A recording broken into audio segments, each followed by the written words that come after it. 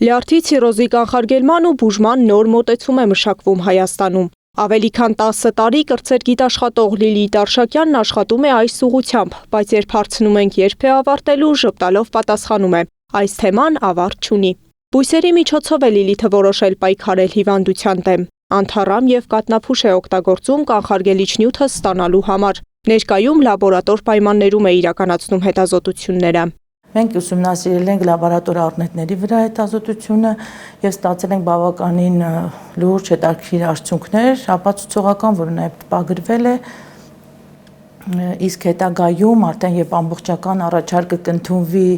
կհաստատվի, մենք կգնանք նաև դեպի կլինիկական հետազոտություններ, որտեղ ընթացիկ եղել են նաև բժիշկների հետ կոնսուլտացիաներ։ Այս հետազոտությունը ցիրոզը դիտարկում է ոչ թե որպես առանձին օրգանի խնդիր, այլ լյարդ, թոք, երի կամ համակարգի փոխկապակցված խանգարում։ Լիլիթի հայտնագործությամբ առաջարկվում է հիվանդությունը հայտնաբերել դեռ վաղ փուլում, պատճառահետևանքային կապերի վերլուծության միջոցով, նույնիսկ այն դեպքում, երբ ցիրոզի ախտանշաններ դեռ չկան։ Լյարդի ցիրոզը բազմապատճառ և բազմահետևանք է,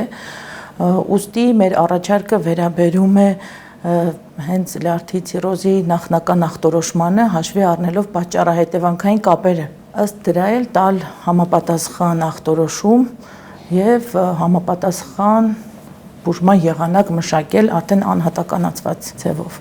Գիտությունը Լիլիթի համար միայն լաբորատորիայում չի սահմանափակվում։ Գաղափարի հեղինակն ինքն է, բայց միայնակ չի աշխատում։ Թիմի հետ են աշխատել և իրենց մոտեցումը ներկայացրել տարբեր միջազգային հարթակներում, Միացյալ Նահանգներից մինչև Ֆրանսիա ու Ճապոնիա, ստացել դրական արձագանքներ։ Առաջին կոնֆերանսի մասին ափսոսանքով ու միաժամանակ հպարտությամբ է հիշում։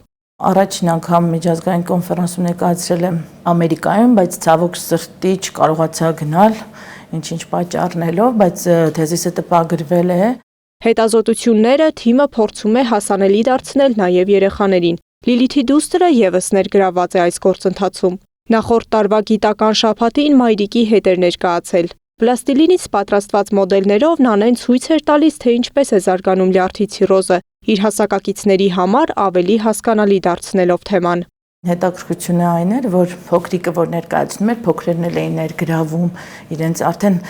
մատչելի էր իրենց լինում, հասանելի էր լինում։ Փոքրերին ու երիտասարդներին ներգրավելու համար լաբորատորիան հաճախ է հյուրընկալում դպրոցականների և ուսանողների։ Շատերի համար լաբորատորիա այցը առաջին շփումն է իրական գիտության հետ, որը երբեմն դառնում է նաև մասնագիտական ընտրության սկիզբ։ Լիլիթն ասում է, կենսաբանության ֆակուլտետի երկրորդ կուրսի ուսանողներից մեկն է միացել լաբորատոր թիմին։ Նոր սերունդ, նոր մեթոդներ։ Լիլիթի պնդմամբ սա հիմնական խնդիրն է, որ Հայաստանի գիտական ոլորտն ունի։ Լյարդի ցիրոզը հիմա և ամբողջ աշխարհում և Հայաստանում ևս բավականին լուրջ խնդիր է դարձել, որովհետև և մահացությունների տենդենսը և երիտասարդանալը շատացել է, ուստի դրա ուսումնասիրությունները և նոր մեթոդների և նոր ռազմավարությունների առաջարկումը, ինչպեսին մեր առաջարկն է, կարիքը կա։ Թեև 10 տարի կրտսեր գիտաշխատողն այս հետազոտությունն է կատարում, սակայն նրա պնդմամբ հաջող արդյունքը երբեք իդեալական ընթացք չի ունենում։ Լիլիթն այս 10 տարիների ընթացքում բախվել է նաև դժվարությունների ու ձախողումների, բայց ասում է, որ յուրաքանչյուր ձախողում նոր գաղափարի սկիզբ է։ Սեդա Գյուրեղյան, Էդիկ Մալաքյան, Նոնա Գևորգյան, ABC Media։